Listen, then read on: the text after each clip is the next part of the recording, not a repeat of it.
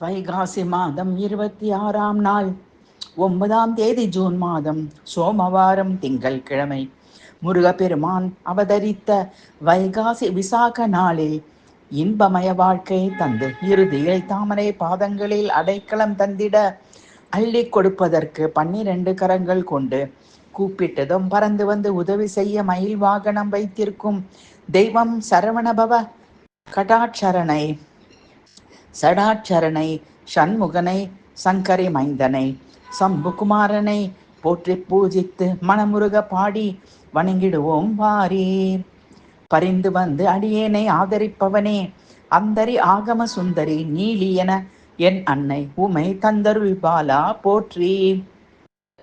பார்த்து உனை பார்த்து பரவசமடைய முஷிகம் உந்திய ஐங்கர கனராயன் கஜானன் விநாயகன் இளையோனே, பிரியமாக ஆவலுடன் துதிக்க உன் அருள்தானே அறியுமாறு பெரும்படி அருண ஆடக கிண்கிணி தங்கிய அடிதாராய். பீதாமரம் அணிந்து அதிர வரு சண்டு வாயு என வரும் கரும் கலாப அணிமையில் விரும்பி ஏறும் இளையோனே, புகலிடமாக உனை தேடி வந்து புவன சராசரங்கள் தொழும் உன் சரண கமலாலயத்தை சதா தியானிக்கும் என்னை பூப்போல் எடுத்து அரவணைத்து நான் இருக்க கவலை ஏன் என அபயம் ஆறுதல் தரும் பார்வதி தேவி அருளிய மகனே, பௌர்ணமி திங்கள் முகனே, தந்தையின் பிரதோஷம் கண்ட மறுநாள் உன் அவதார நாளை போற்றி பாடினேன். விசாகனே, உன்னடியார்கள் காவடி எடுக்க உன் 12 விழிகளில் ஓர் விழி என்னை நோக்க அருளிடுவாய்.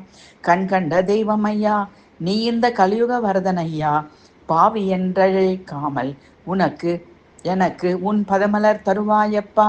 கந்தா, கார்த்திகேயா, குஹா, குமரா, குருபரா, சரவணபவா, சக்திவேலா, சடாட்சரா, சம்பு சங்கரி மைந்தா பாஹிமாம்.